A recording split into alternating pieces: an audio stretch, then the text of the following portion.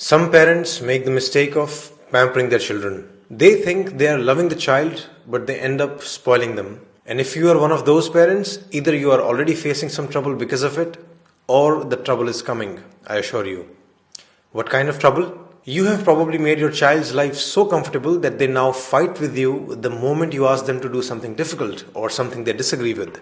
You have given them so many privileges or luxuries that they can't adjust in tougher conditions outside the home. You have perhaps been saying yes to all their demands and now they can't accept a no. They get angry and throw tantrums every time you refuse to fulfill their wish. You have maybe given them so much that they don't even value any of it. In short, they are spoiled. Why do parents do it? There could be many reasons. You want them to have the life you never had. You don't have time to spend with them and thus you just shower them with toys, gifts and luxuries. Or maybe this is how you actually show your love. You don't know any better way. Or possibly you think your child will hate you if you say no to them and you want your child to love you, at least more than they love your spouse. Whatever the reason you might have for pampering your child, my recommendation to you is very simple. Don't do it. But of course it's not that simple. The problem is complex. You as a parent have a certain level of wealth and resources. What will you do with it if you're not going to let your children enjoy them? And where is the line? Like how much should you give? How much is too much? How much is too little? There is obviously no measurable or one size fits all answer for this. As the cliche goes, it depends. But I'm going to give you a framework to think about this problem. Consider following points. First, try to predict and answer this question. When this child becomes an adult, would they be able to sustain the current level of privileges or not? The answer to this question will change every so often. Someday your child will seem very responsible and talented. Someday it will feel they are useless and incompetent. But you must keep those questions in mind. Will your child be able to afford the rent of the big house they are living in? Are they capable enough to buy the expensive branded clothes you buy them so casually? If not, how will the future look like?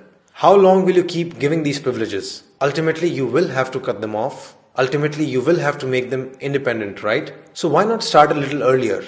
Why not start today? This brings us to the second point. You must, from the beginning, create a balance of responsibility versus privileges in the house. Responsibilities in childhood mostly include schoolwork and house chores.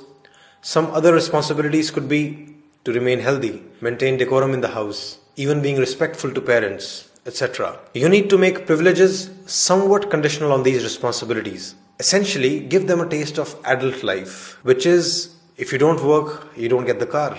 Third, ask another question to yourself. Are you giving them resources for their growth or for their pleasure?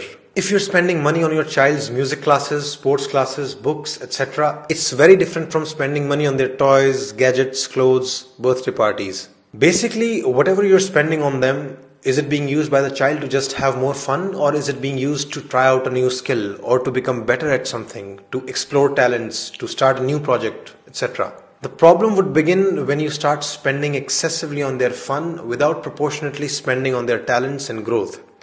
So make sure you're investing proportionately in their joys and their talents. Fourth, are you making them grateful towards what you're giving them? If you think, oh, I'll give them everything and then in future the children will love me. Bad news. It won't happen like that. They will most likely take everything for granted. More often than not, you'll just find them complaining about the things they didn't get. So it's your job to make them realize the value of what you're giving them. It's your job to make them thankful for it. It's your job to tell them that millions and billions of people probably don't have the same privileges. They must realize the value of everything you're giving them for free. Like, why spend so much money and time on them only to be hated later?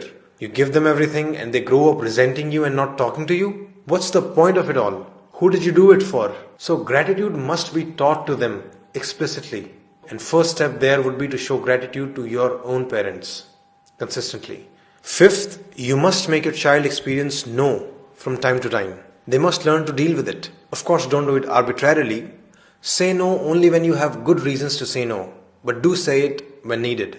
The main thing here is to learn to not be afraid of the child's anger or tantrums. In fact, if they show tantrums or anger, then you'll have to become even more strict in saying no.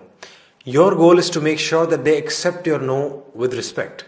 And your objective is to teach them that their anger and tantrums will never turn a no into a yes.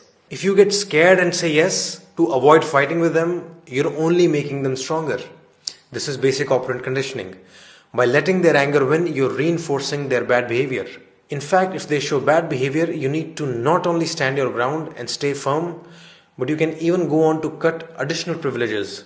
Say no to something else as well, just as a lesson to them. As a parent, you must strive to have the authority to say no and still be respected. Finally, follow the cliche because it's very true.